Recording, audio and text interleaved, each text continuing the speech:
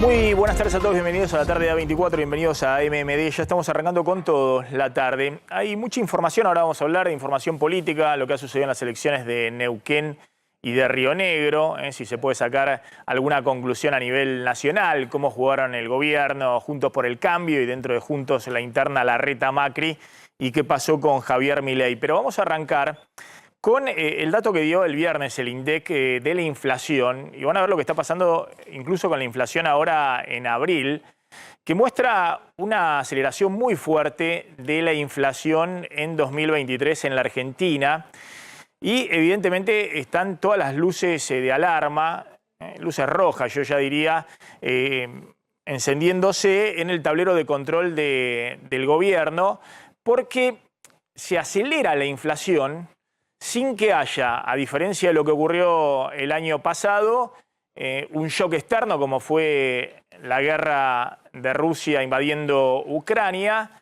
sin que haya un salto cambiario, es decir, sin que haya incluso un salto en la brecha cambiaria de 200 a 300 pesos como ocurrió en junio-julio del año pasado con la crisis por la salida de Guzmán y de Batakis, en la corrida de los bonos en pesos al dólar libre, a la brecha cambiaria, y con las tarifas todavía corriendo detrás de la inflación. En ese contexto se acelera la inflación verdaderamente a niveles muy pero muy preocupantes que ponen para este año el objetivo de piso del 100% de la inflación. Es decir, va a ser muy difícil que la inflación este año cierre alrededor del 100%. Habría que lograr una desaceleración fuerte en los próximos meses teniendo en cuenta lo que ha pasado en los 3 primeros meses del año. La inflación que dio el INDEC en marzo fue 7,7%, la inflación mensual. Acumulado en los primeros 3 meses da 21,7%, y atención con esto porque, para que tengan una idea, el aumento de jubilaciones y de AUH, de planes sociales en el primer trimestre dispuesto por el INDEC, por el ANSES, fue un 17%. Y estamos hablando de la inflación, el índice de precio al consumidor está corriendo al 21,7% los 3 primeros meses del año. Ahora van a ver, la inflación de alimentos está corriendo casi en el 29% los primeros 3 meses del año. Y la inflación acumulada, últimos 12 meses, es decir, marzo de este año, marzo del año pasado, 104,3%. Cuando uno ve la progresión, efectivamente hay una aceleración de la inflación que ya lleva por lo menos 4 meses, acelerándose la inflación diciembre, enero, febrero y marzo, y volvimos al 7,7% de inflación, que es la más alta desde abril de 2002, cuando fue 10% en el estallido de la convertibilidad la inflación, pero que superó el registro anterior, que había sido en julio el 7,4%, cuando después de la renuncia de Guzmán renuncia Batakis y asume Sergio Massa a principios de agosto. Estamos con una inflación incluso superando ese registro. Fíjense lo que es la curva, la placa siguiente, de cómo se ha acelerado la inflación en solo 12 meses. Estamos acá en marzo de 2022, dio un registro 6,7%, el registro en marzo de 2022, la guerra de Ucrania, y el gobierno lo interpretó así, porque veníamos en registros inflacionarios entre el 3,5%, ya en febrero del año pasado también la guerra de Ucrania dio 4,7%, y el 6,7%, bueno, desbarató todo. Pero desde entonces, en aquel entonces, marzo de 2022, la inflación corría al 52% anual, 52% anual de inflación, y todos preocupados porque esto, de alguna manera, tendía a una inflación del 65%, a diferencia de lo que decía Guzmán, que podía desacelerarse incluso del ese 52%. Fíjense lo que es la curva. Es decir, esto es la aceleración de la inflación en los meses siguientes, el descalabro de la corrida al dólar libre, de los bonos en pesos. Bueno, y después volvemos al 7% de inflación sin ningún motivo, más que ahora van a ver, hay todo un proceso que ya implica la propia dinámica. El Banco Central se queda sin dólares, empiezan a remarcarse dólares a los tipos de cambio libre o a un dólar intermedio. El dólar oficial ya no actúa más como ancla.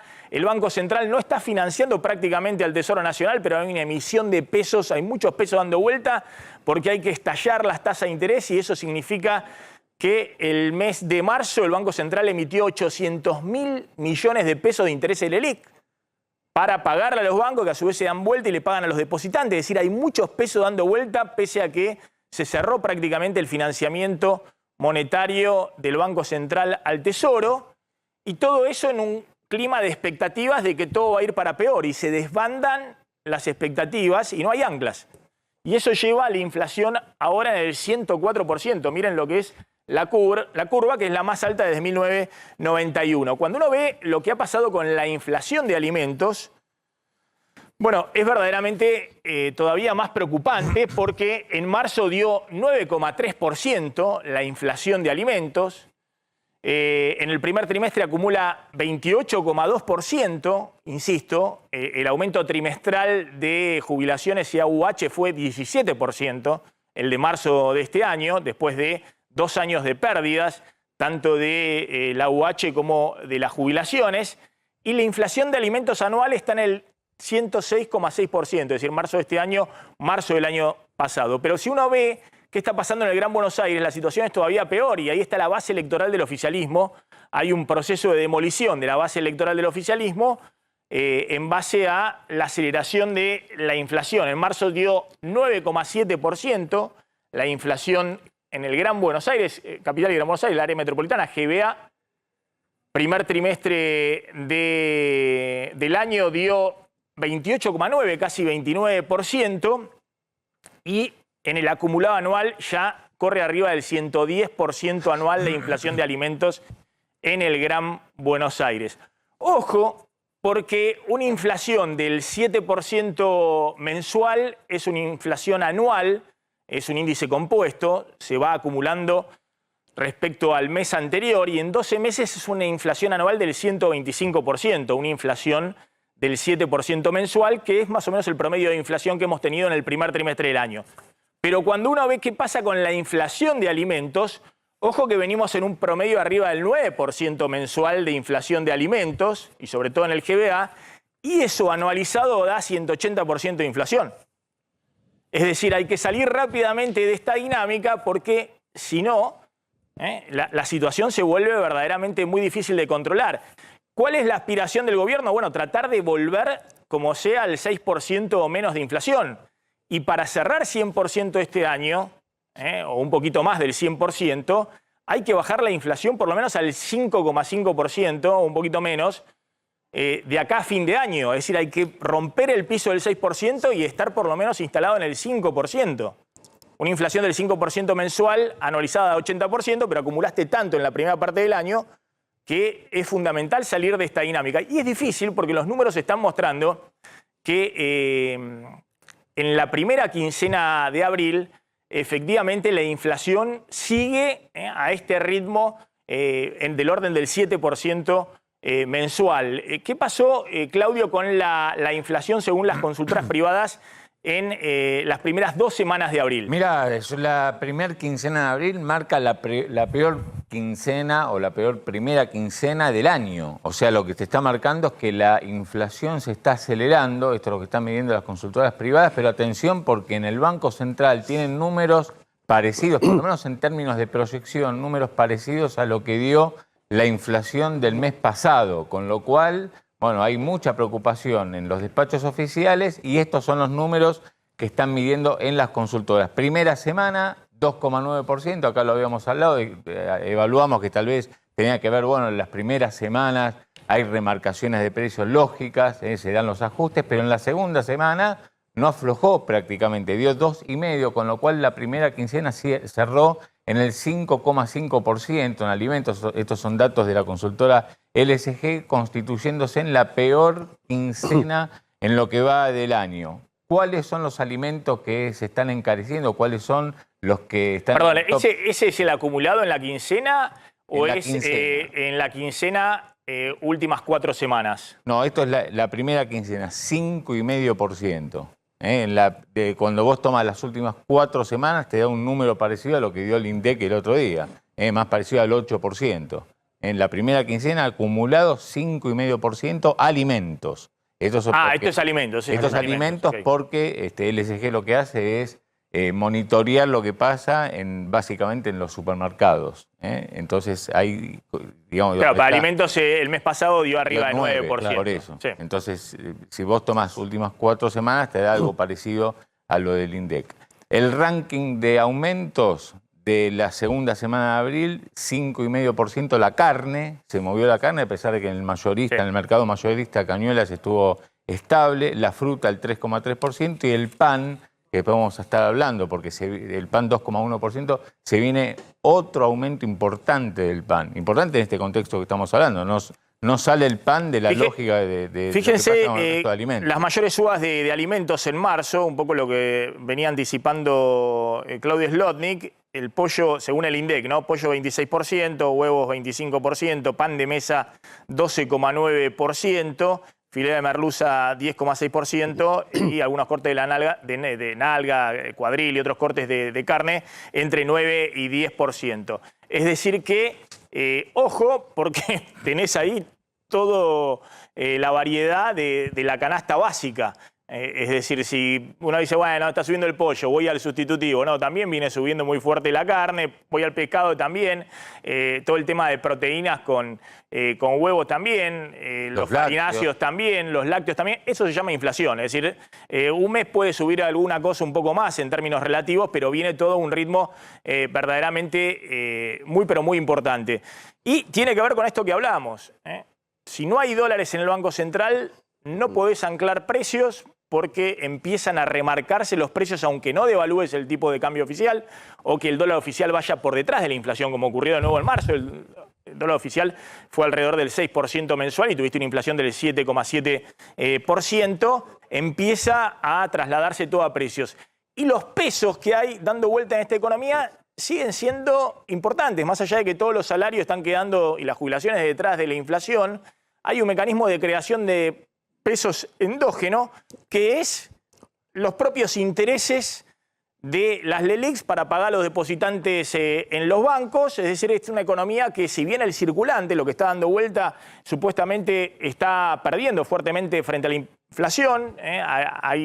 El Banco Central retira permanentemente pesos y trata de, con la tasa de interés, de que esos pesos no se vayan al crédito y que no estimulen todavía más la demanda. Todavía hay muchos pesos en esta economía, todavía hay nivel de actividad y se convalidan cualquier precio.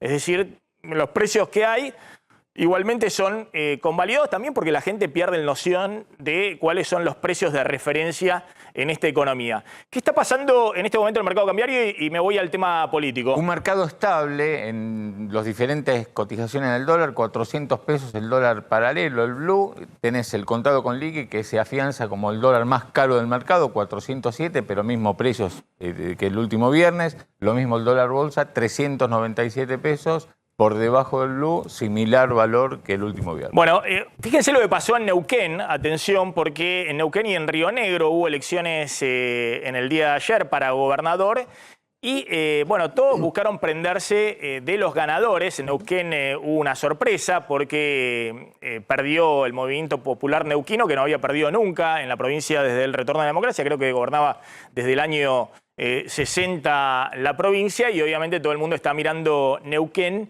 porque ahí está Vaca Muerta y hay muchísimos intereses económicos de por medio. Pero también en Río Negro, ahí la provincia vecina, también hubo elecciones y más allá de los resultados provinciales es interesante ver cómo jugaron todos a nivel nacional en estas dos elecciones que hubo el domingo, en el día de ayer. Sí, en este clima inflacionario, en este clima disparatado de la economía, la Argentina vota y ayer empezó a votar elecciones provinciales, ya no PASO, ya no internas, sino para consagrar autoridades provinciales. Fueron la punta de lanza, como decías Maxi, Neuquén y Río Negro con una particularidad. No analicemos las cosas de Buenos Aires con la mirada porteña, como han hecho hoy algunos colegas. Hay una dinámica propia en cada provincia que explica lo que pasa. Y lo que pasó en Neuquén, por ejemplo, es esto, que es perdió el invicto el Movimiento Popular Neuquino, el partido provincial más importante de la Argentina, hay que decirlo con todas las letras, pero no es que le ganó a alguien que nada que ver. El ganador de las Estamos hablando de Neuquén, ahora después vamos a ir a Río Negro. Estamos hablando de Neuquén ahora para no confundir a la audiencia. Exactamente. Sí. Rolo Figueroa, el ganador de las elecciones, anoche, por voto electrónico, rápidamente se tuvieron los resultados, no como en Río Negro, que fue boleta a papel y demoraron bastante. Rolo Figueroa, el nuevo gobernador, el gobernador electo, hasta ayer estaba en el Movimiento Popular Neuquino. Pero se abrió del aparato oficial y armó un frente en donde abrevaron corrientes de todo color y tipo, como el macrismo, el PRO, ahí Mauricio Macri, Horacio Rodríguez Larreta, Patricia Bullrich se subieron a ese carro, y por el otro lado el peronismo no kirchnerista. Por eso de ese otro lado estamos viendo a Alberto Fernández, a Sergio Massa y al movimiento Evita, que también se subió a través de un sistema que no se puede reproducir en el orden nacional, que es el famoso sistema de las colectoras. ¿Esto qué significa? Para que no sabe... Fíjate lo que ocurrió, mostremos la placa de nuevo, Javier, porque esto es lo que ocurrió en Neuquén para apoyar a este candidato. Exacto. Que logró todos esos aportados, lo que parecía imposible. Exactamente. Todos los que estamos viendo en pantalla apoyaron al personaje central de la pantalla, que es Rolando Rolo Figueroa, flamante gobernador electo de Neuquén, que saca al Movimiento Popular Neuquino oficial del poder después de 60 años. Todas esas personas que acompañan en la imagen a Figueroa lo apoyaron como gobernador en diferentes listas, que son estas colectoras. El PRO tuvo su lista apoyando a Figueroa, el Movimiento Evita tuvo su lista apoyando a Figueroa, el albertismo con el peronismo del Frente Renovador también tuvo su lista. Es decir, acá no hubo grieta, acá se juntaron todos para gobernador, porque después cada lista, según el resultado que conseguía cada una, tenía diferentes candidaturas para la legislatura provincial, obviamente, y también para algunas intendencias, obviamente. Pero a la hora de elegir gobernador, fueron todas detrás de esta figura, una nueva figura. Fue ministro del Movimiento Popular Neuquino, fue intendente del Movimiento Popular Neuquino, pero el año pasado decidió abrirse y armó este frente multicolor, que no sabemos si se va a poder reproducir en otros lugares de la Argentina, pareciera que no, y se alzó con el triunfo desbancando por un par de puntos, creo que 4 o 5 puntos, al Movimiento Popular Neuquino. Y el frente de Figueroa también ganó en un lugar emblemático, Maxi, en Añelo. ¿Qué es Añelo? La ciudad cabecera, la localidad cabecera de Vaca Muerta.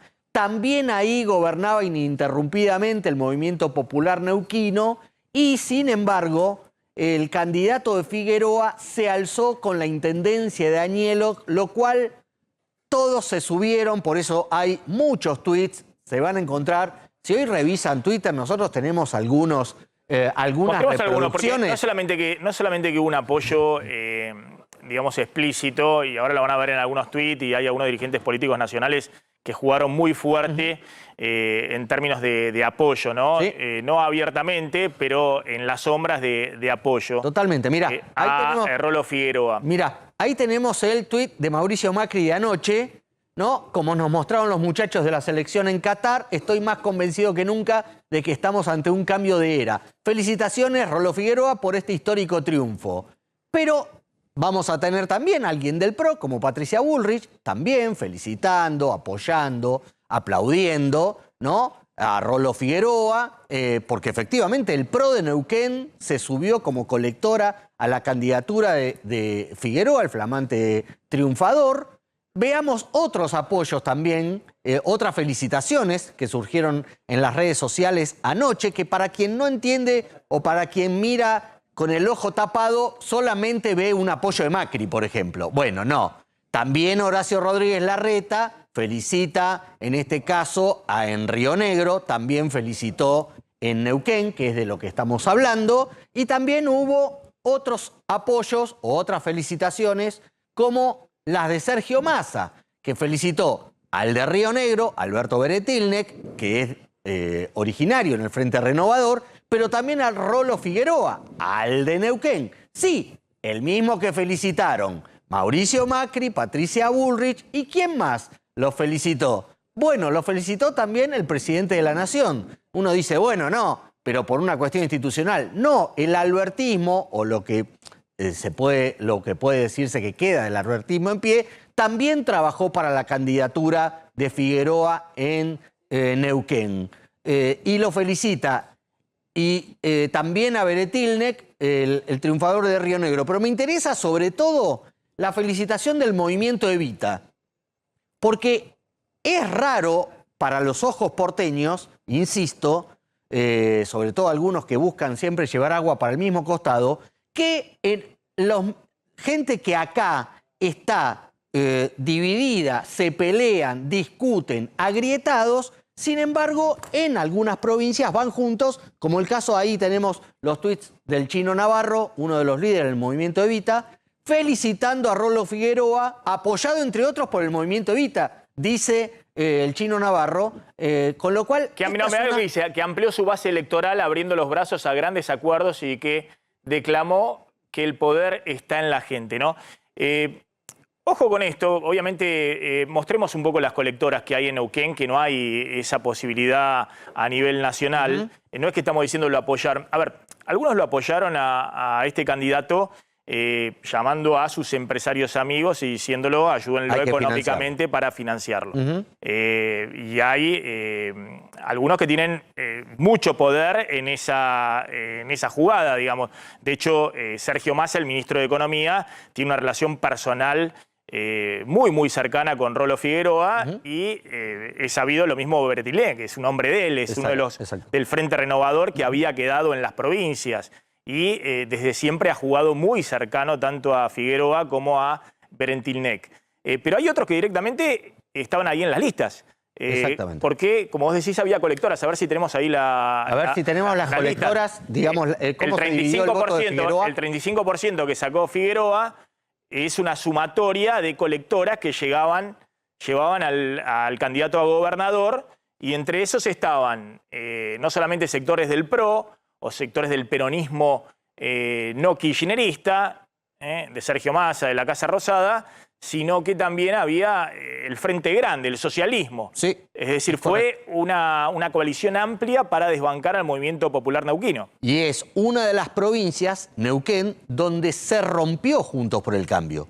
Porque estamos viendo felicitaciones o vimos felicitaciones de Macri, de Larreta, de Bullrich. No vimos ninguna felicitación radical. ¿Por qué? Porque el radicalismo con la coalición cívica apoyaron a una lista que salió tercera, cuarta, quinta, ya no recuerdo, con muy pocos votos, con lo cual ahí fueron divididos. También fueron divididos en Río Negro, también Juntos por el Cambio fue dividido en Río Negro. Y el PRO también tuvo lista por separado también en Río Negro. En Río Negro. No, el radicalismo tuvo lista por separado en Río Negro. Río Negro... ¿Y en Neuquén hubo una lista del PRO? ¿Alguna lista por fuera que entró en el acuerdo? Claro, bueno. Claro, que iba con Figueroa. Después, en Juntos, la marca Juntos de Juntos por el Cambio en Neuquén fue solamente con candidatos de la coalición cívica y del radicalismo. El PRO no participó. Lo cual también habla de una complicación que a los ojos nacionales a veces es difícil de ver, pero que cada provincia tiene su propia dinámica. Algo que asemeja, para meternos ahora en Río Negro, a las dos elecciones provinciales. Una, poca participación ciudadana, por debajo del 70%. Ojo, en las elecciones locales va históricamente a votar más gente que en las elecciones nacionales, porque lo que está próximo interesa más. Sin embargo, están por debajo, en ambas provincias, votó por debajo del 70%. Y segunda coincidencia, el liberalismo, los ultraliberales de Javier Milei no llegaron en ninguno de los dos casos a los 2 dígitos, lo cual muestra de alguna forma que no necesariamente la figura de Milei arrastra votos locales, aunque él vaya a apoyar a sus candidatos. A ver, el tema este de la alianza amplia también, ojo porque ahí hay una interna, ¿no? Cuando se subió Patricia Bullrich al triunfo de Rolo Figueroa, salieron a cruzarlo de algunos legisladores del PRO diciéndole, mirá, no te subas. No te subas porque nosotros recibimos el apoyo de Larreta, que obviamente siempre el apoyo de Larreta no solamente desde el punto de vista público, sino también desde el punto de vista de lo que necesitan los políticos en campaña para hacer campaña. Y atención, porque muchos decían, bueno, el armado amplio que hizo este dirigente político, Figueroa, en la provincia, es un poco lo que quiere hacer Larreta a nivel nacional, donde tiene al socialismo, al radicalismo, a la coalición cívica, parte del PRO. Es decir, si puede, suma al Partido Obrero, pero el Partido Obrero no está interesado, pero si no, también lo suma. Sí. ¿Qué es lo que hizo en la ciudad de Buenos Aires? Claro, claro, por eso muchos dicen, bueno, es un poco el armado. Está Darío D'Amore, porque ojo, y está Gustavo Marangoni. Gustavo, ahora vamos a analizar qué está pasando con esto. Bueno, ¿qué es esto, Darío? Atención, porque hoy es un día muy importante para el fútbol argentino. En estos momentos se está oficializando la candidatura de la Argentina que va a organizar el Mundial Sub-20. Organizarlo también representa un gran compromiso de la dirigencia del fútbol argentino. En esta visita técnica que hemos tenido, que finaliza en el día de hoy, a la tarde de los miembros de competencia de FIFA han podido no solo visitar los estadios en donde se van a jugar y seguramente van a ser las sedes, sino también los campos de entrenamiento que tienen nuestras instituciones para que puedan las selecciones del mundo poder entrenar. Y sin dudas muestra el compromiso, el desarrollo, la inversión que hacen los dirigentes del fútbol argentino en los predios para que los chicos y las chicas puedan jugar en las mejores condiciones que tienen hoy. Por eso, orgulloso, muy feliz de que tanto el Ministerio de Economía como el Ministro de Deporte, que son hombres del fútbol, se hayan movido tan rápidamente y hayan podido acompañar esta idea que no hace más que poner al fútbol argentino en el plano mundial que tenemos y sin dudas poder seguir y continuar con este gran logro que se ha obtenido después de la Copa del Mundo en diciembre, con la coronación del título que se consiguió. Así que muchísimas gracias. Nuevamente felicitar acá al Ministro de Economía, Sergio Massa, al Ministro de Deporte, Matías Lamen, porque sin dudas, si no hubiera encontrado eco en este pedido, hubiera sido muy difícil de que el fútbol argentino, de que nuestro país pueda ser sede de este Mundial Juvenil y esperamos que en las horas de hoy, del día de hoy, o mañana ya podamos oficialmente poder ser sede del Mundial Juvenil Sub-20. Muchas gracias.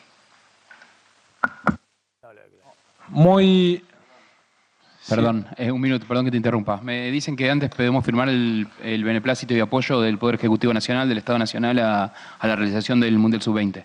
Bueno. Me hacen firmar antes de hablar por las dudas, chicos.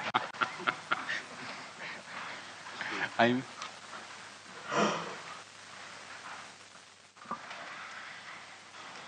Después de 22 años, Argentina volvió a ser sede del Mundial Juvenil. 2001.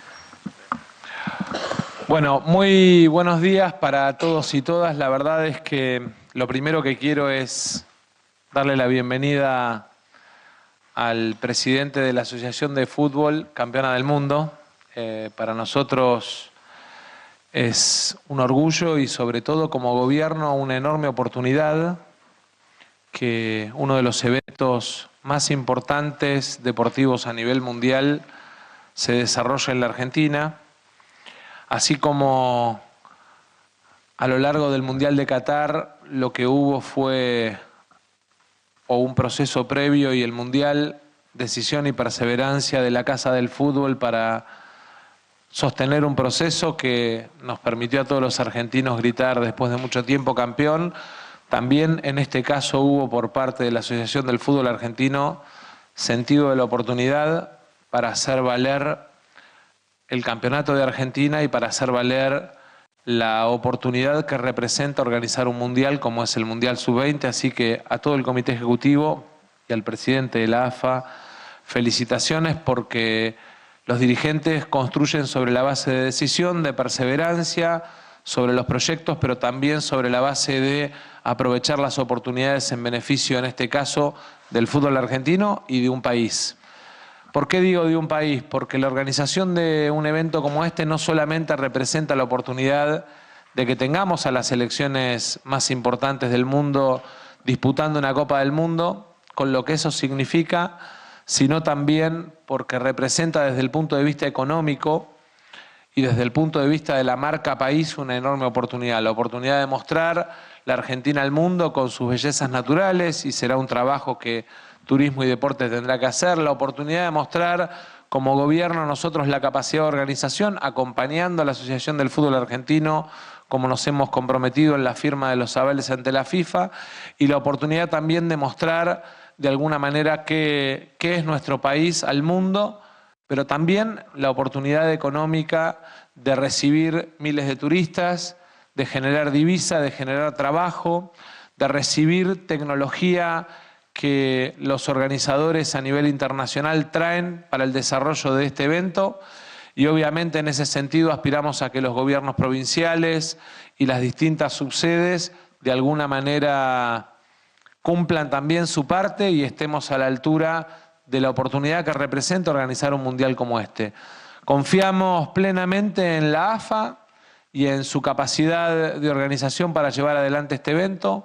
Confiamos en la decisión del gobierno de respaldar esta oportunidad que se presenta para el fútbol argentino de llevar adelante este evento, y estamos seguros además que los argentinos seremos muy buenos anfitriones y tendremos la oportunidad de recibir a miles de turistas, generando más divisa, más trabajo para los argentinos. Quiero felicitar nuevamente al presidente de la AFA por dar esta pelea, por encontrar la oportunidad de llevar adelante esta organización y pelearla para que la Argentina sea sede, decirle que tiene todo el respaldo del gobierno nacional para llevar adelante esta organización y sobre todas las cosas que podamos transmitir lo que transmitimos en el Mundial desde la Argentina. Creo que esa es una enorme oportunidad. Hemos firmado todos los decretos, hemos firmado todos los avales, todos los acuerdos internacionales que como gobierno FIFA nos exige, así que estamos listos para que la FIFA anuncie que Argentina será sede del Mundial Sub-20. Muchísimas gracias, Chiqui, y a todo el Comité Ejecutivo de la AFA, felicitaciones por el trabajo. Bueno, ahí está la presentación, Darío. Sí, bueno, ¿por qué estaba el ministro? ¿Cuándo es este Mundial Sub-20? El 20 de mayo, es decir, ahora, dentro del 20 de mayo al 11 de junio. ¿Por qué estaba el ministro de Economía y el ministro de Turismo? Porque evidentemente un torneo de esta envergadura, donde vienen 24 selecciones de diferentes partes del planeta, donde van a llegar muchísimos turistas, genera un impacto turístico y económico. No, vienen con dólares, claro. No van a venir con pesos. Claro. Y lo que tienen Hay que buscar dólares donde sea. Lo que hicieron fue firmar los avales, porque la FIFA te pedía un aval del Ministerio de Economía, del Ministerio de Turismo, respaldando al Gobierno Nacional, para que la candidatura de la Asociación del Fútbol Argentino tenga justamente el peso requerido por la FIFA. En las próximas horas, entre hoy y mañana, esto será oficial.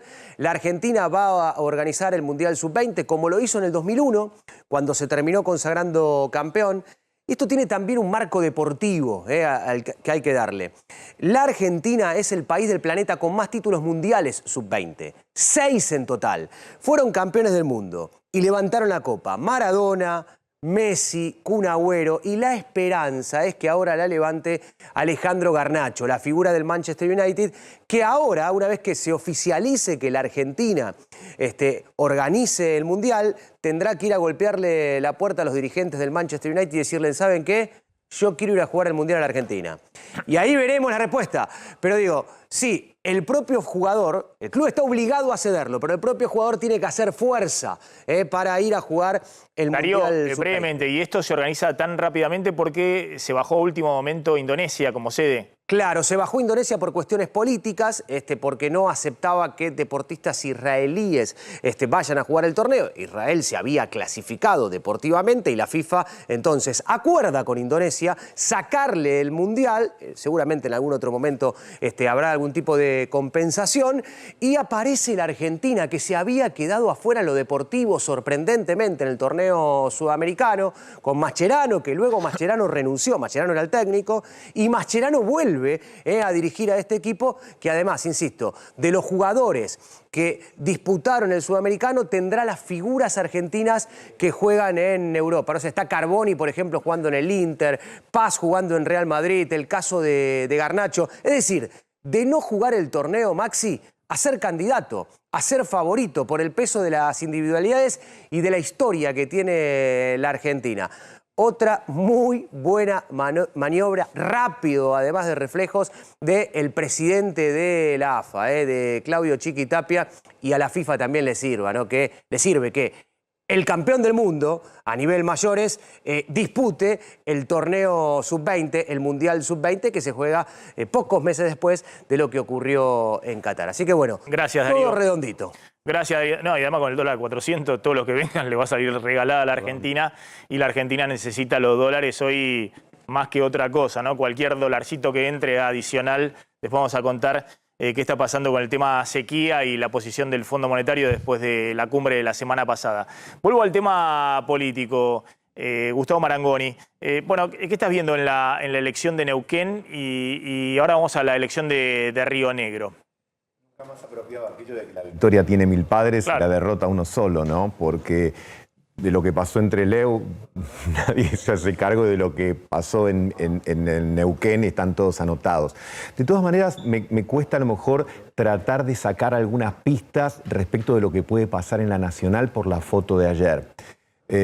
Javier comentaba bien que en el caso de Río Negro el nivel de participación fue bajo, pero en el caso de Neuquén fue más alto. Entonces, si en los dos se hubiese dado un porcentaje por debajo del 70, podríamos ver quizás el inicio de una tendencia. Habrá que esperar al Super Mayo, donde tenemos una concentración de elecciones provinciales, para ver qué es lo que sucede ahí. Respecto de, obviamente, que fue una sorpresa, siempre que alguien poderoso, invicto, cae, es noticia. Lo que pasa es que también habrá que ver los próximos meses. Como ganó una fracción del Movimiento Popular Neuquino, ¿qué buscará? Conquistar la conducción del Movimiento Popular Neuquino, generar una actividad independiente a ese movimiento. Además, Neuquén tiene como un funcionamiento muy particular porque es nuestro emirato, ¿no? Y de alguna manera, si alguna de las pocas políticas de Estado en los últimos años podemos ver es lo que está vinculado con Vaca Muerta, Cristina, Macri y Alberto, de ahí hay como una línea de continuidad. Y yo creo que cualquier gobernante de esa provincia va a buscar, digamos, tratar de mantener esos hilos conductores. Respecto a lo que sucede en Juntos por el Cambio, vos lo describiste bien, digamos, ahí por lo menos Horacio Rodríguez Larreta, Macri está anotado, Patricia un poco menos, pero en el fondo se anotan todos. Creo que es temprano para anticipar sobre estos resultados qué es lo que puede suceder. Sí me parece, pues es una ciudad, pero el hecho de que Trelew, que históricamente estaba en manos del peronismo, digamos, se haya perdido y se haya perdido de una manera tan categórica, con un porcentaje muy raleado, más allá de los aspectos y de los apoyos que tuvo la Cámpora, que confirma que le cuesta mucho la performance electoral cuando tiene quienes de fronting, ¿no? Es a lo mejor una buena estructura para acompañar, pero parece tener esa dificultad para generar candidatos competitivos, salvo algunas muy pocas excepciones, y creo que esto se vuelve a repetir una vez más. Creo que habrá que ver esta construcción. A mí lo que me parece importante señalar es que el próximo presidente, sea del partido que fuere, se va a encontrar con la realidad establecida de 16 o 17 gobernadores electos que lo van a estar esperando, ya perfectos, ya entrenados, ya sentaditos, ya sabiendo lo que le van a pedir, y ese presidente o esa presidenta tendrá que hacerse cargo en una situación más tardía respecto a los poderes provinciales. Con esto señalo que en nuestro país el todo es menos que la suma de las partes. Los poderes provinciales son más firmes y son más establecidos que el poder nacional. En el caso de Río Negro, ¿querías acotar algo, Javier? Sí, que ahí también se dieron alianzas o coaliciones diversas, porque fue de alguna manera elegido, reelecto, iba a decir, la fuerza que lo compone está liderada por Alberto Beretilnec, que venía de ser senador y que antes había sido gobernador de Río Negro. Vuelve a ganar él, vuelve a ser gobernador, peleado con la actual gobernadora, pero del mismo espacio político. Pero Beretilnec lleva también en sus colectoras expresiones diferentes. Lleva al peronismo provincial, a un sector del peronismo provincial, liderado por Martín Doñate, senador ultracristinista. Lleva sectores de la Cámpora, pero no lleva, por ejemplo, al único rionegrino que hay en el Gabinete Nacional, que es Martín Soria, el ministro de Justicia, cuya hermana es histórica o intendente de la familia de la ciudad de General Roca. Bueno, ese peronismo de Soria no estaba con Beretilnec. Y también quien se sumó a las listas de Beretilnec fue la Unión Cívica Radical. Es decir, también en Río Negro como en Neuquén, Juntos por el Cambio fue dividido, fue apoyando listas diferentes, lo cual habla de estas complejidades que decía Gustavo respecto a las provincializaciones de las elecciones y por qué casi todas las provincias, la enorme mayoría de las provincias del país, adelantan, desdoblan su fecha electoral de la elección nacional, porque no quieren quedar pegados a nadie y, como dice bien Gustavo, quieren recibir al nuevo presidente, a la nueva presidenta, a quien vaya a ocupar la Casa Rosada el día de diciembre, todos bañaditos, todos perfumaditos, con el respaldo de sus provincias, con el respaldo electoral de sus provincias, para decir, bueno, empezamos a discutir ahora sí.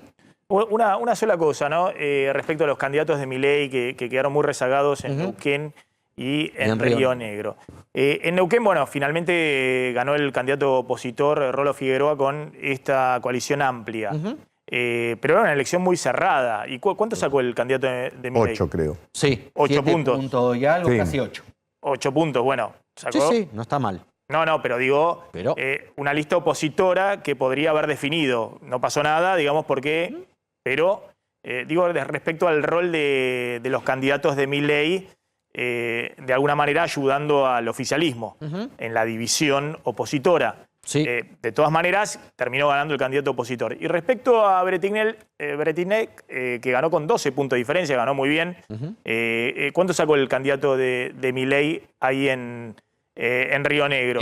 Casi 10, 9, Claro. 9 Tampoco, y algo. tampoco habría alcanzado si se sumaba al espacio opositor de Juntos por el Cambio. Pero bueno, de alguna manera es un voto que divide la oposición. Sí. Porque claramente Es un voto opositor. es un voto opositor, es un voto que cuestiona a los oficialismos. ¿Se puede hacer ahí una extrapolación también, Gustavo, a nivel nacional? Yo lo que digo es, son porcentajes veía debates en las redes, algunos que a lo mejor chicaneaban desde las propias filas de liberales, ¿no? Diciendo, miren, al fin y al cabo el fenómeno libertario tiene menos de un dígito. Yo digo, guarda, porque sin jugar Milei y sin ninguna estructura sacar 8 o 10% es una bocha. Uno dice 8 o 10% como diciendo, es fácil, yo te digo 8 o 10%, ¿sabes cómo tenés que remar para eso, juntar, yo no estoy diciendo eso, que si Beretilnec hubiera ganado por 9 puntos, terminó ganando más ampliamente Beretilnec, pero si había un candidato opositor claramente abriendo las listas, bueno, eso generaba más competitividad para el oficialismo de turno. Sí, eso es lo que estoy diciendo. Coincido con el hecho de que a cualquier oficialismo le gusta tener muchas oposiciones. Si tenés una oposición, tenés un problema. Si tenés 10 oposiciones, estás más contento. Pero en el caso de Neuquén, perjudicó, es decir, el oficialismo neuquino no se pudo beneficiar de la fragmentación, que incluso me sumo, ¿no? Para no aparecer oportunista con el diario del lunes. Yo pensé que el Movimiento Popular Neuquino iba a tener una elección más difícil, pero que finalmente a lo mejor por menos margen la podía ganar justamente por la fragmentación de la oposición. Y sin embargo, no fue así. Entonces, el problema es tratar a veces de establecer causalidades donde hay casualidades o de tratar de forzar una lógica donde no la hay. Yo lo que digo es que lo que saca, el porcentaje que saca la fuerza libertaria con una mínima estructura y solamente con la sombra de Milei, como bien señalaste vos, que a lo mejor no traslada de todo, pero digo, es como para notar y es un dato para tener en cuenta. Cerrame el tema político, Javier, con el tema Carrió. Macri-Milei. Sí, salió ayer a la noche muy fuerte Lilita Carrió contra Milei y planteando lo que piensan muchos en Juntos por el Cambio, no solo la líder de la coalición cívica, que es que Macri le encantaría ir con Milei, ¿no? Y a eso que estableció con todas todos sus mohines Elisa Carrió, se subió Javier Milei, también anoche, para, a través de un tuit, criticar a lo que él llama la casta. No sé si tenemos por ahí el tuit, con el título "Traidores y arrastrados, estos son los políticos casta argentos, se colgaron de Mauricio Macri durante 20 años para robar cargos y ahora lo escupen. Nada bueno puede salir de un traidor", dice Milei, subiéndose al tuit que vemos abajo de Lilita Carrió de "Quiero lograr la unidad de Juntos por el Cambio". Macri no quiere estar en Juntos por el Cambio, él quiere estar con Milei. Bueno, Milei no desmiente que Macri quiera estar con él, ni que él quiera estar con Mauricio Macri, digamos. Más bien lo sale a defender de alguna manera y acusa a los aliados de Mauricio Macri de haberlo usado durante estos 20 años, supuestamente, insisto, según Milei, donde cada vez se multiplican los guiños entre él, el macrismo, y Patricia Bullrich con vistas a lo que viene en materia electoral. No solo en las PASO, sino sobre todo a partir de octubre, y ni hablar si hay balotaje. A ver, el título, más allá de que Milei diga que es una traidora a Carrió, a Milei todo es para arriba, todo es suma. Sí. Digamos, está diciendo traidor a alguien de otra fuerza política. Sí. Está diciendo que todos se sumaron para robar cargos con Macri, entonces Macri era un tonto, digamos, que sumaba a todos, o un cómplice de la banda, digamos, como le salió a cruzar a algún dirigente político. Exacto. Entonces, de alguna manera, Carrió suma, digamos, Milei suma en esas internas, y porque le está enviando, aparte no le está hablando a Macri, le está hablando al votante de Macri que está dentro de Juntos por el Cambio. Le está diciendo, ¿para qué estás ahí con estos que se traicionan y demás? Vení conmigo. Un poco esta lógica, ¿están todos jugando para Milei en Juntos por el Cambio, Gustavo? Bueno, vos fíjate que hoy trascendió que Milei le propuso formalmente a Bullrich establecer una suerte de espacio en común, y el que gana conduce y el que pierde acompaña, todas esas cosas, ¿no? Yo creo que ahí tenés obviamente un electorado que se canibaliza. Pero se lo había propuesto también a Macri en su momento. Sí, sí, por supuesto. Digamos, el triángulo es ese, ¿no? Macri, que le vive tirando centro. A ver, lo hemos dicho creo que la última vez que estuvimos acá. La diferencia entre Macri y Milei hoy es que uno quiere dinamitar todo y el otro quiere semi-dinamitar todo. Es decir, los panes de trotil necesarios. Ahora, esa puerta que Macri abrió hace tiempo de empezar a tirarle centros a Milei, involuntariamente le crea un problema a Juntos por el Cambio. Porque tanto elogio a Milei hace que, con la existencia de un sistema como el que tenemos, es la PASO, a lo mejor resulte más atractivo para muchos potenciales votantes de Juntos por el Cambio votar Milei, la dinamita y no la semidinamita. A lo mejor también eso puede ser una ventaja táctica para Horacio Rodríguez Larreta, que puede ver cómo el votante de Patricia se ve más seducido por el votante de Milei, y él puede, no digo que vaya a suceder, no quiero ponerme a adivinar el futuro, pero digo, puede salir fortalecido de una instancia así. Pero lo que digo, es imposible que Macri rompa Juntos por el Cambio y se vaya con Milei. Es imposible, sería dinamitar todo lo que él construyó en los últimos años. ¿O me equivoco? Ya no hay tiempo. Aparte. A mí la palabra, sí, queda poco tiempo. La palabra imposible no me gusta usarla porque salvo la eternidad, todo es posible. ¿Pero lo ves probable? ¿Lo ves probable? Yo creo que es una probabilidad. Ah, bueno. A ver, yo creo que Milei generó un efecto de volver a Macri a su esencia original. Macri del 2015 al 2019 estaba Durán Barbizado y Marcos Peñizado. Era el Macri que decía, yo Aerolíneas no la voy a privatizar, los avances del kirchnerismo, bueno, hay que tunearlos un poquito. Era una cuestión, una suerte de ortopedia moral que había que hacer para agregarle honestidad a algo que no estaba bien y un poco de ajuste fiscal. No más que eso. Este Macri que lo escribió en ¿Para qué? Y lo escribió en Segundo Tiempo, está diciendo otra cosa. Es el Macri que vuelve a la esencia del mensaje liberal que se asume, es la derecha que se asume como derecha. En la Argentina la derecha no se asumía como derecha. Vos te encontrabas con alguien que estaba a la derecha de Gengis Khan y te decía soy de centro. Bueno, ahora no. La gente que te dice que es de derecha. Y Milei, con su adhesión y con lo que generó a Macri a decir, bueno, ahora yo empiezo también a decir, salgo de mi closet.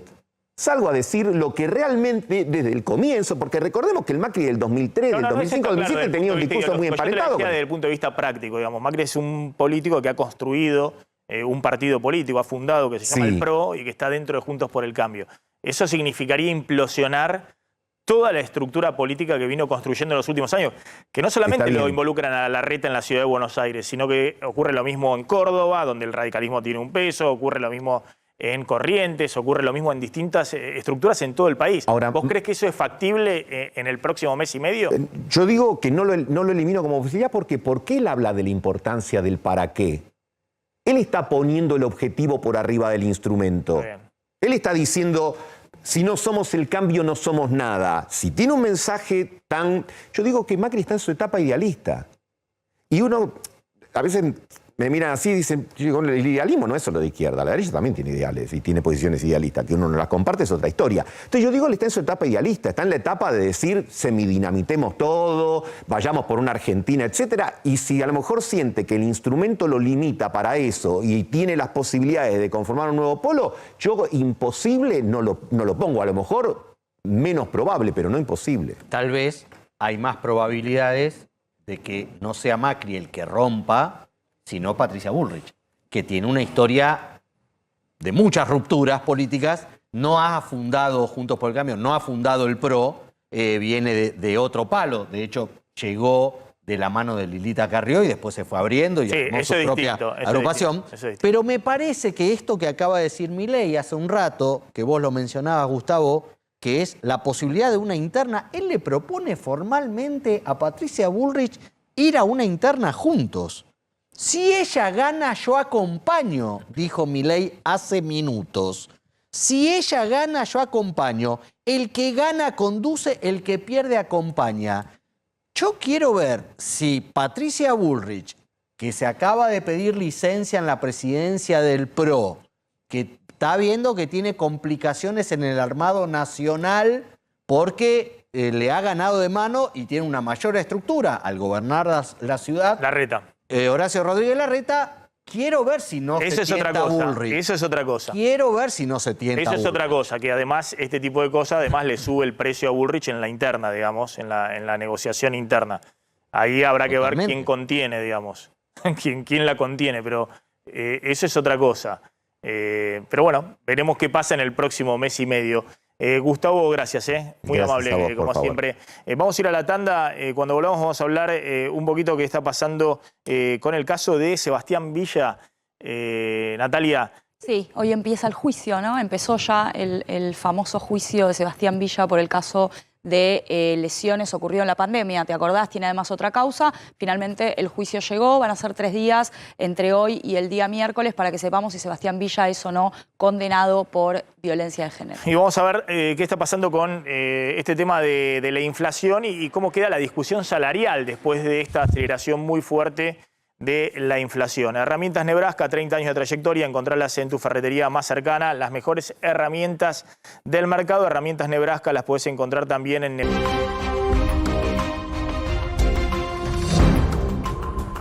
Está Paula Wilberger en el móvil. Paula, ¿qué tal? ¿Cómo estás?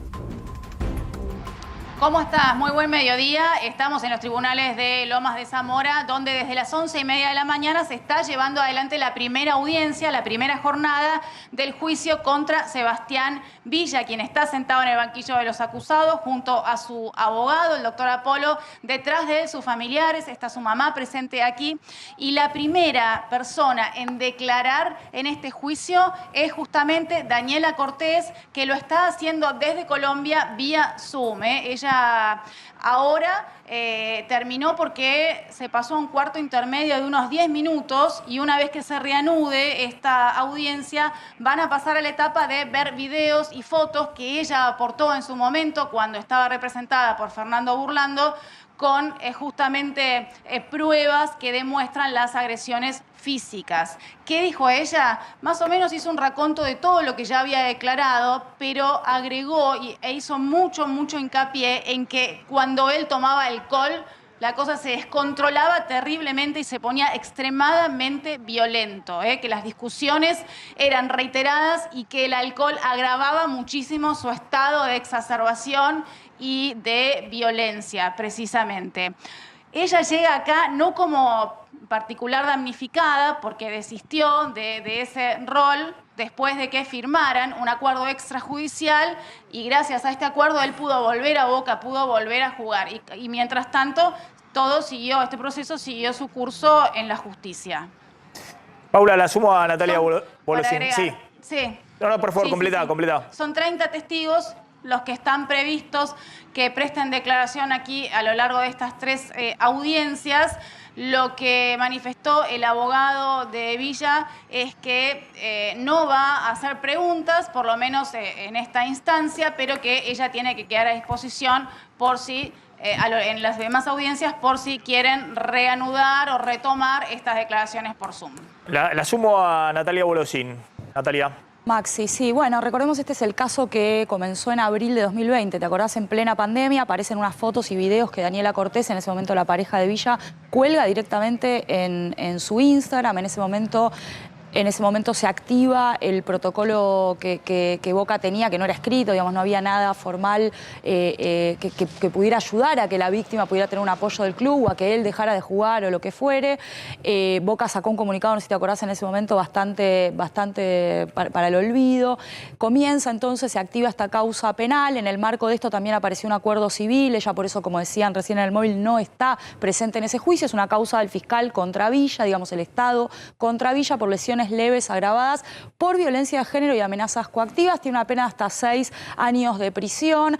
Veremos ahí qué pasa con las pericias psicológicas. La defensa de Villa había pedido que Daniela Cortés se sometiera a un peritaje psicológico. Ella estaba en Colombia, hubo un viaje en ese momento de su abogado con un perito a Colombia. Ella se negó a participar de ese peritaje. Esto es muy habitual, ¿no? En las causas de violencia, digamos, termina poniéndose el foco sobre la víctima en lugar de ponerlo sobre el agresor o sobre la persona denunciada. Villa tiene además otra causa en la que está bastante más complicado, con una pena en expectativa de 15 años de prisión, también en relación a una expareja de él, Tamara Doldán, por abuso sexual. Esa es una causa que está todavía en plena etapa de investigación. Ahora habrá 3 días, de lunes a miércoles, para llevar adelante este juicio. Mañana juega Boca de local. Es de esperar que Villa, a pesar de esta situación, juegue por la Copa Libertadores de local en Boca. Y veremos entonces el miércoles cómo termina esto, y de acá seguramente a la semana que viene tendremos una respuesta definitiva de la justicia sobre si es culpable o inocente. Gracias, Natalia. Gracias, Paula Wilberger. Vamos a seguir este caso. ¿Qué está pasando, Claudio, con el tema salario? Vamos rápido, lo tenemos a Fausto Espotorno y tenemos también una carnicería, pues siguieron los aumentos en marzo y también en abril, pero hay una discusión, una tensión entre el gobierno y la CGT justamente a partir de estos números de inflación, claro, que cambian también todo el panorama, porque hay una aceleración fuerte en los primeros 3 meses del año. Mira, este jueves que viene va a haber una reunión del Consejo Directivo de la CGT, muy probablemente oficialicen la organización de un acto para el 1 de mayo, y en ese acto, uno de los ejes, de los principales reclamos de la CGT, será que el gobierno, digamos, dictamine, decrete un bono de suma fija para todos los trabajadores del sector privado y también para los empleados estatales. De hecho, algunos sindicalistas cercanos al kirchnerismo, como Plaini, como Piñanelli del ESMATA, adelantaron esa posición de la CGT. La CGT lo que quiere va a ser muy probablemente foco en los trabajadores municipales. Dice que son dentro del universo de trabajadores los más rezagados. Municipales, que son los que más retrasados están. Sí. Entonces, junto con ellos, los trabajadores del sector privado.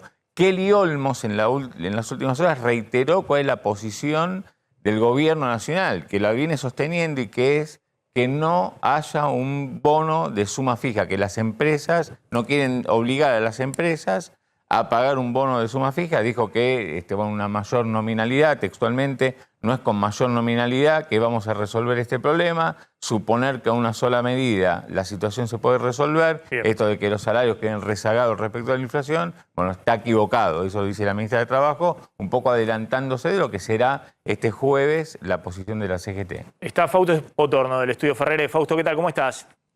¿Qué tal? ¿Cómo te va, Maxi? Fausto, ¿qué pasó en abril? Ustedes también tienen medición de inflación en abril. ¿También notan una aceleración como medían algunas consultoras LSG y alguna otra? Mira, sí y no, porque lo que vimos fue en la inflación total una desaceleración en la primera semana de marzo, pero una aceleración en la inflación núcleo. O sea que el core de la inflación se está acelerando y en la total no se da esa aceleración justamente porque la primera semana de marzo tuvo el aumento de los colegios, de los útiles escolares, que fue un factor muy estacional que empujó mucho la inflación de marzo. Pero si vos me decís, sacando sus efectos específicos, lo que estamos viendo es una aceleración en la inflación núcleo para abril. Y de hecho ya tenemos el 5,4% acumulado. O sea, si yo tomo la primera semana de abril contra promedio a marzo, recordemos que la inflación se mide promedio contra promedio. Entonces, si yo quisiera saber cómo termina la inflación, si no hay más inflación de acá hasta fin de abril, estamos en 5,4%. Y asumiendo que va a haber inflación, y vamos a terminar cerca del 7%. O sea, otro número cercano al 7%. Y ojo que abril, como vos bien decís, marzo pegaron los precios estacionales, de nuevo, frutas, verduras y demás, y también los regulados. Abril hay menos regulados con aumentos para abril, pero vuelven en mayo, porque mayo era el mes clave para el fondo para quitar todos los subsidios al 40% de usuarios en Ciudad y Gran Buenos Aires, en el área metropolitana. O sea que por ahí tenés un respiro en los regulados en abril, pero después mayo es otro mes complicado. Y recordemos que todos los números que estén arriba del 5%, 5,5%, dados los números que hubo en iguales meses del año pasado, significa que se sigue acelerando la inflación anual. Es decir, vamos a tener inflaciones del 105, 106, van a seguir acelerándose en estos meses. Fausto. Claro, ese es el punto. Si vos ya estamos hablando de una inflación que está en un 6,5% de núcleo, y eso es dificilísimo de resolver a esta altura del partido. El tema de los salarios, claramente que es un problema, porque ahora tenés una paritaria cada 2 meses, ya te trazaste 12%, ¿no? Hasta diciembre, enero, medio que venían acompañando. Si vos mirás la inflación de los aumentos salariales, hasta diciembre estabas en 100% más o menos acumulando. Pero ahora con estos aumentos me parece que hay que pensar las cosas un poquito mejor. Y por otra parte lo que vemos es una destrucción proporcional del empleo formal. Porque ahí tenés un gran problema. Si vos agarrás desde el 2016 para acá, que se crearon 1.400.000 puestos de trabajo más o menos, 1 millón de esos fueron monotributistas informales. Entonces te encontrás con que una poca capacidad de corregir salarios en esas condiciones, ¿no? Simplemente, ¿cuál crees que debiera ser la prioridad para el gobierno en estos meses, ¿no? A mí me dicen, bueno, obviamente el Banco Central no está financiando al Tesoro, pero hay una emisión endógena enorme por 800.000 millones de pesos de intereses del LELIQ en marzo. Y son niveles de tasa de interés que el Banco Central, vamos a ver si vuelve a subir la tasa de interés la semana que viene. Están muy preocupados por esto, digamos, porque se hace una bola de pesos y el LELIQ. Y el dólar soja. Se viene ahora también más peso, 1 billón de pesos en términos netos que va a emitir el Banco Central para poder acumular dólares en las reservas del Banco Central. Entonces, ¿cuál debiera ser la prioridad fundamentalmente? ¿Que no se le dispare la brecha cambiaria y acumular dólares para ver si puede aflojar un poco el pago de importaciones? ¿Más que eso mucho no puede hacer? Más que eso mucho no puede hacer. Sí podría, a ver, sí podría, si hubiera cierto acuerdo político mínimo, tratar de solucionar el tema del Banco Central una buena vez. O por lo menos dejarle resuelto el problema al próximo gobierno. O sea, decir, bueno, ¿qué hacemos con las LELIQs? ¿La sacamos al Banco Central? ¿No la sacamos? Es una operación financiera más que nada y me parece que no debería estar tan atada a cuestiones políticas y vos decís, bueno, o sea, a los bancos le damos un bono, reemplazamos todos los activos del Banco Central por bonos que se puedan comercializar o algo como para sacar una solución. Eso por ahí sería lo óptimo de acá hasta el final del gobierno, porque la verdad es que si no sacás ese problema de encima, el tema de la emisión monetaria o la potencial emisión del Banco Central por las LELIQs es increíble. El déficit fiscal, este año terminará en 4,5, 5, ponele. El déficit fiscal va a terminar en 10. Entonces, hoy el Banco Central es central en los problemas. No te puedes desbandar fiscalmente. Claramente ahí tienes otro problema, que no te puedes desbandar fiscalmente, porque por más que digas, bueno, no, eso no me estoy emitiendo ahora, bueno, pero si te desbandás en un momento... No, pero está claro, pero también es cierto, es un año excepcional, el impacto de la sequía en los dólares, en la recaudación. Pero bueno, hay una discusión entre los economistas. Yo en este momento de máxima incertidumbre, yo diría, no hagan nada con el Banco Central y las LELIQs, no toquen nada ahora, no vaya a ser que se asuste la gente con los depósitos, cosa que no está ocurriendo. No, bueno. Entonces... Es un punto. Yo creo que si haces algo así, tiene que tener un acuerdo de la posición. Claro, tiene que haber otro contexto político y de confianza en la política económica, porque si no, no vuelve. Esto viste cuando llamás al plomero y le decís, che, me arreglás que me está perdiendo un caño, pero déjalo perdiendo mejor, porque me llegas a tocar esa pared y se me viene todo abajo. Una situación... Requeriría un acuerdo con la oposición, pero me parece que es producible, digamos, ¿no? Ahora, tenés que sentarte a políticamente. Un acuerdo de transición, claro, con la oposición, cosa que no está existiendo ni de un lado ni del otro. Fausto, gracias, como siempre, muy amable. Ahí está Fausto Espotorno. Vamos a ir volando la tanda. Cuando volvamos, vamos a ver si hablamos un poquito del precio de la carne. ¿Qué puede pasar en estas semanas con el precio de la carne? Tanda y volvemos.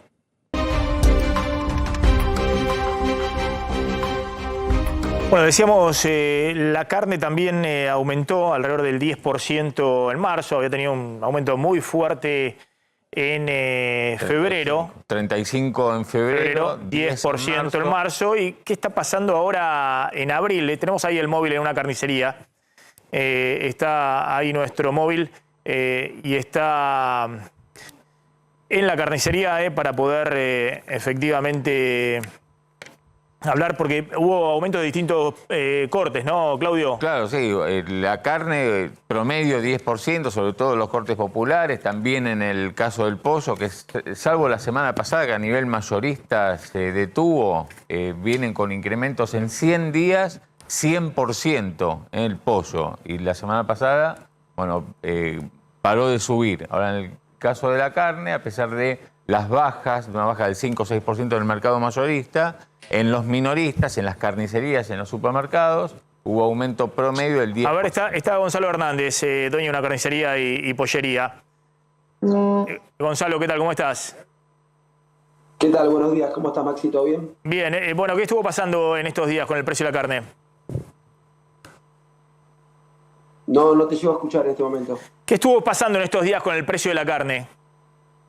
Bueno, sí. La verdad que el precio de la carne, bueno, ha aumentado muchísimo en lo que fue marzo. Después lo que ha corrido muchísimo para adelante fue el pollo, que como ahí dicen, ha aumentado casi un 100%, es real. Pero bueno, el tema del pollo hoy por lo menos ha empezado a caerse un poco el precio, porque el precio del pollo, con respecto, por ejemplo, a la Suprema, ha llegado a valer lo mismo que bife de chorizo o el lomo, cosa que no es normal, y por eso la gente ha dejado de comprar un poco ese artículo y pasar a lo que es la carne. Hoy día el precio del pollo ha bajado un poquito y va a seguir bajando en estos días debido a que se ha caído bastante la venta del pollo. Bien. ¿Y cuánto bajó? Cuando vos decís que el consumo de pollo bajó, ¿en qué magnitud en el caso del pollo?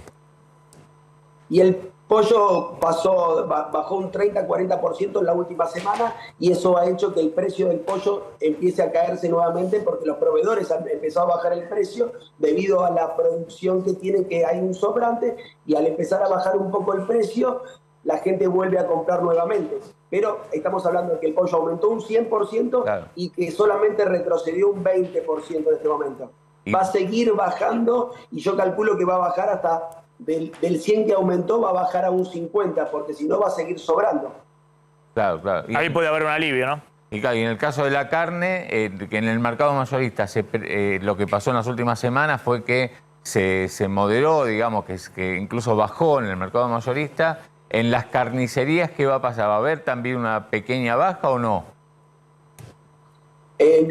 A ver, si estamos hablando del pollo, porque escucho medio mal, perdonen, si seguimos hablando del pollo, el pollo en la carnicería tarda un poquito más en bajar porque a nosotros, los carniceros, cuando hubo muchísimos aumentos, siempre fuimos detrás de ese aumento. O sea, íbamos teniendo pérdidas diariamente por el aumento del pollo. Por ejemplo, el pollo valía 10, nos aumentaba a 12 y nosotros lo estábamos vendiendo a 12. Volvíamos a pagar 13 o 14 y lo estábamos vendiendo a 13 o 14. Siempre íbamos detrás del aumento. Hoy empieza a bajar un poco y bueno, este es el momento del carnicero en donde empieza a bajar el precio, pero lentamente. O sea, yo calculo que en una semana, 10 días, el pollo va a valer 50% menos de lo que valía la semana pasada. Gonzalo, gracias, muy amable como siempre. Gonzalo, ahí nuestro carnicero de cabecera. Siempre estamos hablando con él. Natalia, ¿tenés ahí una información adicional? Sobre el tema de Lucio Dupuy. ¿De qué querés que hablemos? Dale. Bueno, se aprobó, como saben, hace poquitos días la ley Lucio, ¿no? En homenaje a Lucio Dupuy, el chico de 5 años que fue asesinado por la madre, ¿te acordás? Y su pareja en la provincia de La Pampa. Muy demorado, porque en noviembre del año pasado lo había aprobado la Cámara de Diputados y esto se demoró, había ingresado a extraordinarias, se lo llevó puesto la grieta a Lucio Dupuy, como al resto de los temas importantes del verano en extraordinaria. Finalmente, en estos días se aprobó por unanimidad, ¿no? También un apoyo importante para la norma desde ese punto de vista. ¿Qué hace esta ley? Básicamente establece un plan federal de capacitación obligatoria para todos los funcionarios y funcionarias de los 3 poderes del Estado que tengan alguna relación que implique tener un impacto sobre los derechos de niños, niñas y adolescentes. A ver, hoy en día ya es obligatorio por la Ley de Protección Integral de la Niñez que cualquiera que tenga noticia de una situación como esta haga la denuncia correspondiente. Recordemos que Lucio pasó por hospitales públicos, por escuelas, digamos, un montón de gente y nadie que vio... dio la voz de alerta. Exacto, que vio que presentaba golpes, que tenía reiteradas rupturas en sus brazos, que había una situación de violencia evidente de la que nadie dio la voz de alerta, más allá de que era obligatorio por ley. Entonces, siguiendo, digamos, buenas prácticas, lo que va a hacer ahora el Estado argentino a partir de los próximos 6 meses, porque la Secretaría de la Niñez tiene 6 meses para establecer cuáles van a ser los contenidos mínimos obligatorios de estos planes de capacitación, es que sea obligatorio capacitarse para que esto se pueda prevenir y detectar a tiempo. Y además, y esto es muy importante, va a haber una posibilidad de proteger a los denunciantes, porque muchas veces pasa también esto, el efector de salud o la maestra de la escuela o alguien tiene la noticia de que esto ocurre, pero tiene temor de denunciar, entonces podría haber también la posibilidad de una protección de identidad para quienes lo denuncien. Esperemos que esto se lleve adelante. Es una suerte de ley Micaela, pero pensada para la niñez, y también va a permitir que haya convenios de cooperación con provincias, municipios e incluso organizaciones de la sociedad civil. Pensá en clubes deportivos que también están en contacto con niños, niñas y adolescentes y que muchas veces ven cosas. Bueno, es importante que estén capacitados para que puedan detectarlo a tiempo y podamos evitar un hecho tan lamentable como el de la muerte y los abusos reiterados que sufrió el niño Lucio Dupuy. Gracias, Natalia. Está Adrián Sack en Estados Unidos. Adrián, ¿qué tal? ¿Cómo estás? ¿Qué tal? Muy buenas tardes para allá, buenos mediodías para acá, Maxi. Bueno, aquí todavía sigue resonando los ecos de la visita de Sergio Massa de la semana pasada, aunque también del fin de semana. Hasta el sábado estuvo reunido y vio ese día tanto a Gita Gopinath, nuevamente a la número 2 del Fondo Monetario Internacional, y también a Kristalina Georgieva. Bueno, ¿qué es lo importante que dejó esta visita? Más allá de los 2.050 millones de dólares que consiguió a través de distintos préstamos, el último, el mismo sábado, desde parte del Banco Mundial por 950 millones de dólares que van, como decíamos el otro día, todos directamente a las reservas.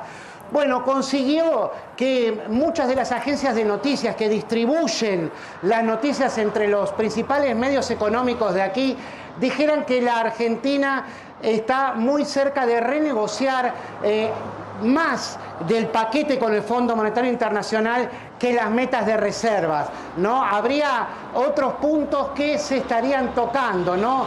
Hablaron, si se refieren exclusivamente a vencimientos o a algunas otras metas monetarias puestas por parte del FMI, pero lo importante es que dicen que el FMI también estaría dispuesto a negociar porque el argumento de la sequía histórica que tuvo la Argentina en esta última cosecha fue más que convincente y está la necesidad, claro, por parte del FMI de obtener sus propios resultados, que es poder cobrarle en tiempo y forma a la Argentina. a pesar de haber rebajado las metas de reservas en 1.800 millones de dólares, que fue una especie de dar el brazo a torcer por parte de la rigidez que tiene normalmente el fondo. Si hay preocupación por la situación argentina, sí la hay, sí hay mucha, pero ahora ¿en dónde están los ojos puestos? En justamente en ver en qué se flexibiliza el Fondo Monetario Internacional en el futuro, sobre todo con las elecciones por delante, ¿no? Adrián, gracias, muy amable como siempre. A ver, el viaje de Massa en Washington, en la cumbre de primavera del FMI del Banco Mundial, claramente hay un reconocimiento del FMI del impacto de la sequía, lo cual es obvio, pues la Argentina tiene por la sequía 15.000, 20.000 millones de dólares menos. Hay una recalibración que se va a negociar en las próximas semanas de todas las metas, no solamente la meta de reserva.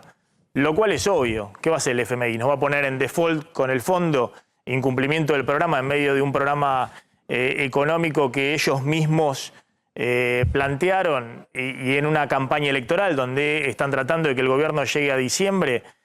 Ojo con este tema. Obviamente el FMI no va a tirar a la Argentina al precipicio. Y hay unos 2.000 millones de dólares que Massa consigue en organismos internacionales que no son el fondo. Está buscando en todos lados financiamiento en dólares, porque esta economía sin dólares significa más inflación y más caída del nivel de actividad. La pregunta es, ¿y el FMI qué pone? Y el FMI está muy duro y no quiere poner absolutamente nada. Por eso también hay que seguir de cerca si hay una negociación que Massa ya la entabló, para que al menos este año la Argentina salga empatada con el FMI, no haya que pagarle en términos netos nada. Originalmente este año había que pagarle 4.000 millones de dólares neto de lo que el FMI desembolsaba. Eso se bajó a 1.900 millones de dólares, pero ahora no hay que pagarle nada al FMI este año. Y obviamente esa es la negociación que se viene en las próximas semanas. Y después está el tema de si el FMI puede adelantar desembolsos del año próximo. Es decir, darle fondos netos a la Argentina, que puede ser una posibilidad si la Argentina plantea bien que el año que viene el próximo gobierno no va a tener sequía, obviamente va a tener más dólares y va a tener en funcionamiento vaca muerta, es decir, que va a haber dólares adicionales del sector energético. Pero ese es el tema que está hoy en la discusión. Es el tema bueno, obviamente podés hacer política económica en medio de una sequía como esta. Bueno, si no tenés dólares, ¿dónde los conseguís? Y el fondo se ha corrido totalmente. Es una cosa muy llamativa que en el peor momento de la Argentina, el fondo, está bien, renegociar las metas, lo cual es obvio, porque si no sería poner a la Argentina en el precipicio, pero hay que ver si el fondo da alguna señal de soltar dólares frescos para la Argentina en algún momento de este año. Nos estamos retirando, ya está llegando Eduardo Bataglia al aire de A24. Gracias Javier, gracias Natalia, gracias Claudio. Nos reencontramos mañana. Chau, chau, pásenla bien.